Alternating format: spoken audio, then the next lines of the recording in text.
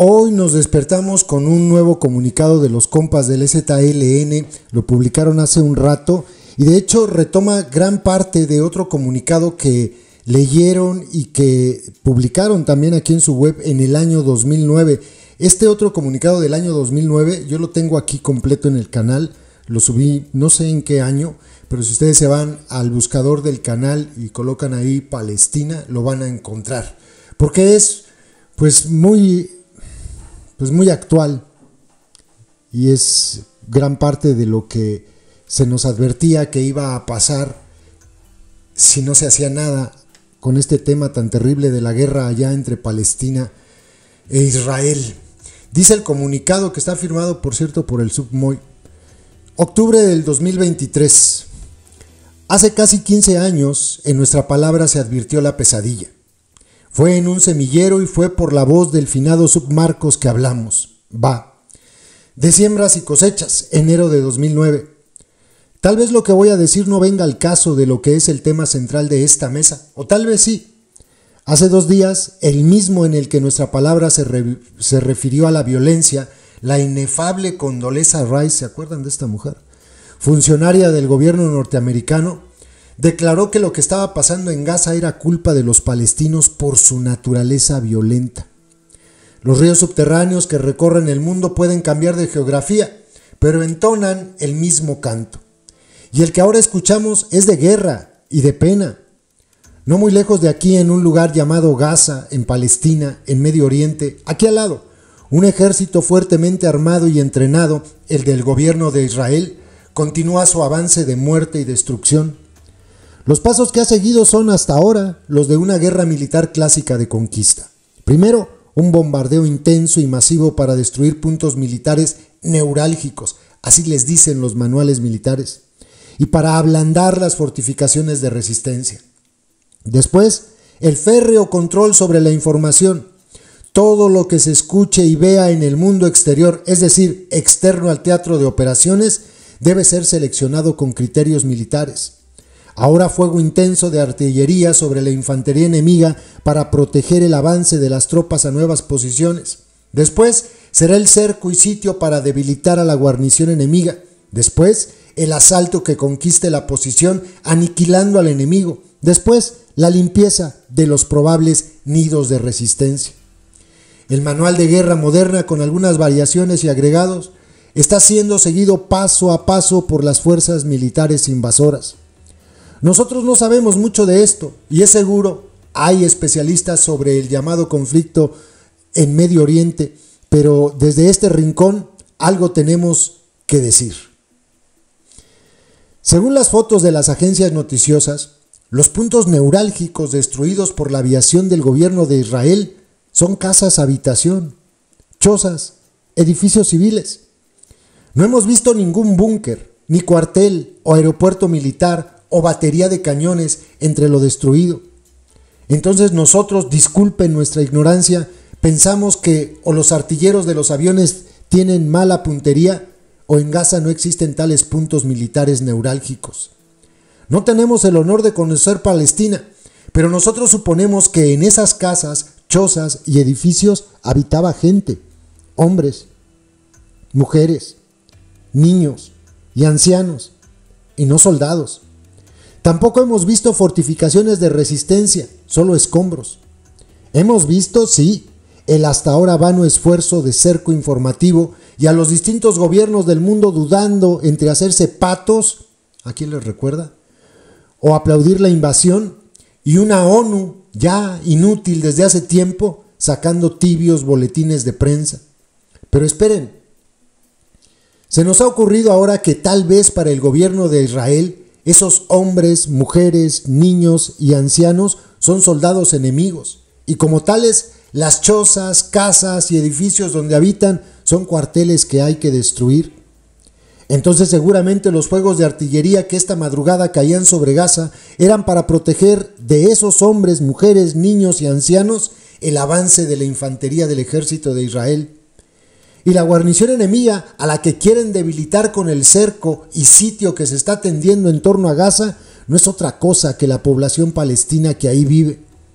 Y que el asalto buscará aniquilar a esa población y que cualquier hombre, mujer, niño o anciano que logre escapar escondiéndose del asalto previsiblemente sangriento será luego cazado para que la limpieza se complete y el jefe militar al mando de la operación pueda reportar a sus superiores: hemos completado la misión. Disculpen de nuevo nuestra ignorancia. Tal vez lo que estamos diciendo no venga en efecto al caso o cosa, según, y que en lugar de estar repudiando y condenando el crimen en curso como indígenas y como guerreros que somos, deberíamos estar discutiendo y tomando posición en la discusión sobre si sionismo o antisemitismo, o que en el principio fueron las bombas de Hamás. Tal vez nuestro pensamiento es muy sencillo y nos falten los matices y acotaciones tan necesarios siempre en los análisis, pero para nosotros zapatistas, en Gaza hay un ejército profesional asesinando a una población indefensa. ¿Quién que es abajo y a la izquierda puede permanecer callado? ¿Sirve de algo? ¿Detienen alguna bomba nuestros gritos, nuestra palabra? ¿Salva la vida de algún niño palestino? Nosotros pensamos que sí sirve, que tal vez no detengamos una bomba ni nuestra palabra se convierta en un escudo blindado que evite que esa bala calibre 5.56 milímetros o 9 milímetros con las letras IMI, Industria Militar Israelí, grabadas en la base del cartucho, llegue al pecho de una niña o un niño, porque tal vez nuestra palabra logre unirse a otras en México y el mundo, y tal vez primero se convierta en murmullo, luego en voz alta y después en un grito que escuchen en Gaza. No sabemos ustedes, pero nosotros y nosotras zapatistas del EZLN sabemos lo importante que es, en medio de la destrucción y la muerte, escuchar unas palabras de aliento. No sé cómo explicarlo, pero resulta que sí, que las palabras desde lejos tal vez no alcanzan a detener una bomba, pero son como si se abriera una grieta en la negra habitación de la muerte y una lucecita se colara. Por lo demás, pasará lo que de por sí va a pasar. El gobierno de Israel declarará que le propinó un severo golpe al terrorismo, le ocultará a su pueblo la magnitud de la masacre, los grandes productores de armamento habrán obtenido un respiro económico para afrontar la crisis y la opinión pública mundial, ese ente maleable y siempre a modo, volteará a mirar a otro lado. Pero no solo, también va a pasar que el pueblo palestino va a resistir y a sobrevivir y a seguir luchando y a seguir teniendo la simpatía de abajo por su causa. Y tal vez un niño o una niña de Gaza sobrevivan también. Tal vez crezcan y con ellos el coraje, la indignación, la rabia. Tal vez se hagan soldados o milicianos de alguno de los grupos que luchan en Palestina. Tal vez se enfrente combatiendo a Israel. Tal vez lo haga disparando un fusil. Tal vez inmolándose con un cinturón de cartuchos de dinamita alrededor de su cintura. Y entonces, allá arriba, escribirán sobre la naturaleza violenta de los palestinos y harán declaraciones condenando esa violencia y se volverá a discutir si sionismo o antisemitismo. Y entonces nadie preguntará quién sembró lo que se cosecha. Por los hombres, mujeres, niños y ancianos del Ejército Zapatista de Liberación Nacional, subcomandante insurgente Marcos, México, 4 de enero del 2009. Esta es la parte del comunicado del finado Sub Marcos. Y termina el Sub Moy con esto. Quienes eran menores de edad, entonces, hace casi 15 años, y sobrevivieron, pues, hay quienes fueron responsables de sembrar lo que hoy se cosecha, y hay quien impune repite la siembra. Quienes apenas hace unos meses justificaron y defendieron la invasión de la Rusia de Putin a Ucrania, aduciendo su derecho a defenderse de una amenaza potencial, ahora deben estar haciendo malabares o apostando al olvido para invalidar ese argumento frente a Israel y viceversa.